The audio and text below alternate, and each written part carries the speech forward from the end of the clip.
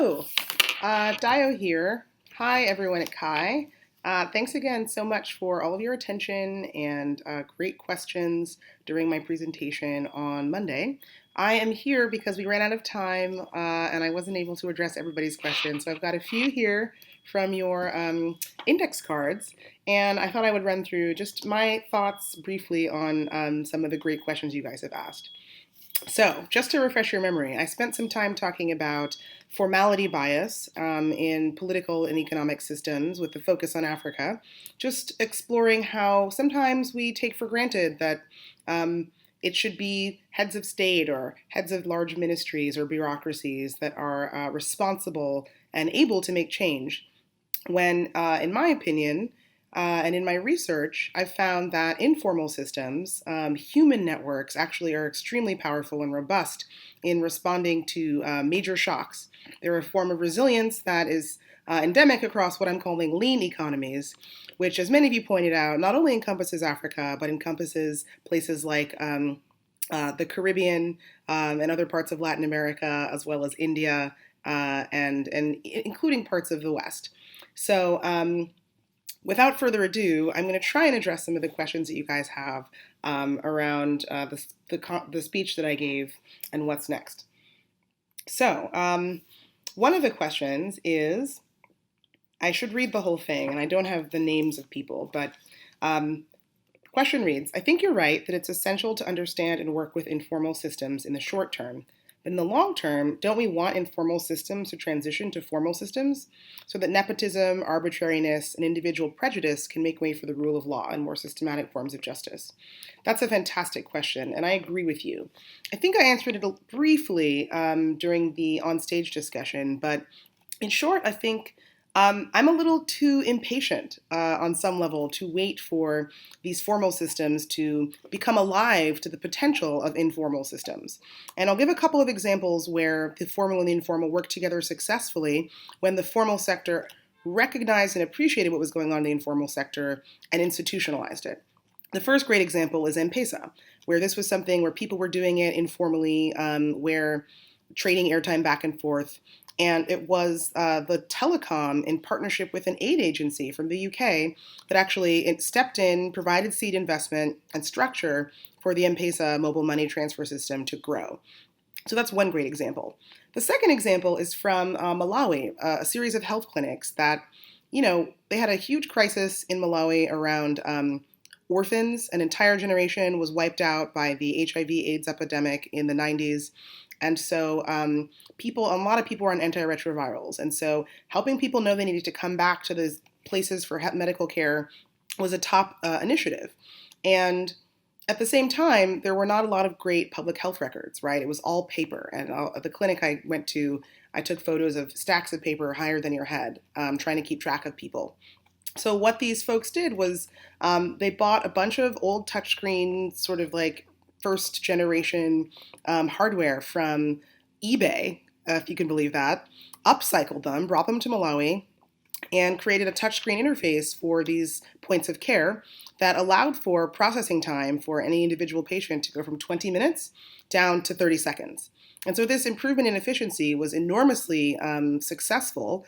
It scaled to 44 different health clinics, and then the Ministry of Health, having observed this incredible kind of upcycling local software hardware hack, adopted it as a best practice across all of the clinics that the government operates. And so that's an example of, the informal people who want to run through walls, who are outside the traditional establishment, proving a concept such that a government can actually take ownership over it and scale it the way only governments really can do. So I think that's an example of addressing some of what you're talking about in this question here. So, the second question is, as a Brazilian, I live in a mix of formal and informal. The main difficulty is that they do not work well together, although work well alone. How Africa is solving that? Well, I guess that question kind of speaks to the answer I just gave, which is that giving the space to entrepreneurs and innovators on the outside to do what they're doing by creating an enabling environment is important because they can do more when they have the latitude. And frankly, it's even things like having good roads actually ends up being incredibly impactful. I don't tend to like the term social entrepreneurship because in a lean economy, all entrepreneurship is social, right? You have a job, you've got a family, you've got people that depend on you, you're in a tightly packed network of interdependence. The fact that you're employed, whether or not it's, for something that's socially good, actually makes a difference. So it's why things like regulations and access to finance and good roads are things that the public sector can do that actually end up supercharging the informal sector. And it's when those things don't work that the informal sector is really hobbled. So in Brazil, I'm not as familiar with the economy and the political issues or the business environment there. But you can imagine having things like land tenure and the ability to just build assets around property. That's something that really only the state can do. And when land tenure and land rights are sort of formalized, then it unlocks opportunity for the informal sector. Likewise, I think lending to small businesses and allowing them not to have the same logic to be a big corporation, but allowing them to borrow money and build assets, even if they don't look like, a major U.S. corporation, is another way that governments can encourage the informal sector to make change. The last question I'll answer is, I love your concepts and adjusting the frame. Thank you. What I'm wondering is how it can be adapted by innovators, given that most of them are doing it largely for financial gain. But it does not seem that Kanju can offer the ROI most people need to live in expensive areas like NYC or SF, where the developers might live. Thank you. What an interesting question. So one, I think that's the frame itself is kind of inaccurate. There are world-class developers and software engineers who live outside of New York City and Silicon Valley. A lot of them live in Nairobi. Some of them live in Cameroon. Some of them live in Morocco. What's amazing about the internet and places like GitHub and all of the different developer resources and ecosystems that exist is that anyone can access them at any time. And what I found is there's really a kind of unfamiliarity with those places that really keeps investors from going to find the next M-Pesa or the next major innovation that can scale and change the world. So I would say it's almost about a failure of imagination and a failure of exposure that would lead someone to assume that you can't make money with a major exit from a startup company and based in Africa. I think more and more capital is realizing that there is an opportunity. And you saw, oh God, what's the statistic? Hundreds of millions of dollars raised in private equity and venture capital, specifically targeting East Africa. And I think that makes a world of sense. And it's, again, not just in this sort of consumer tech industry, but also in areas like solar, right? If you build a really reliable system that gets people to pay for solar installations, that scales well, you've created a lot of value, not just social value, which of course that is true, but real like monetary value that, on some level, given the labor costs are low, could actually be much more profitable in the long run. So I've seen the talent firsthand in places, again, from Cameroon to Morocco to South Africa. It is there. It is there, not just, it's all over the world, not just in Africa, and certainly not just in Silicon Valley. So it's about exposure and willingness to deal with situations that might not be as legible as they are in the West, where you might have a small business that's got a great value proposition, but they haven't figured out everything they need to know about like a balance sheet and a slick deck. And so, yeah, trying a little harder can pay big returns. Last question is that young girls and women don't have as much access to computer technology. That's a big deal. It's something that really, really makes a difference.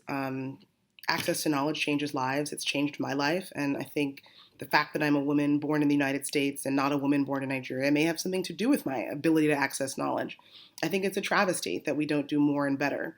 What I will say is that what's nice about both creating technology and using it is that it's gender neutral. And so there's a lot more work to do, especially around things like who has access to the finances in a home that allows for buying a smartphone or even a feature phone.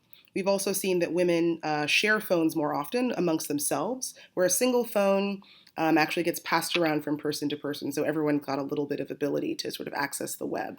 And so creating design experiences that reflect and respect that reality, for example, making sure your login is a really simple flow because someone might be logging in constantly. And if a woman encounters friction, she may not return. So I think there are things that you can do across the board that will support women in terms of making the internet easier to access. And things like price will follow along with that. But in terms of like a content side, just making sure the internet feels valuable to women, I think is really one of the first steps. And so that's about empowering women to create things on their own. So that's my 2 cents about all of your great questions. Thank you again very much for having me. And I hope you guys enjoy the rest of Kai. Bye.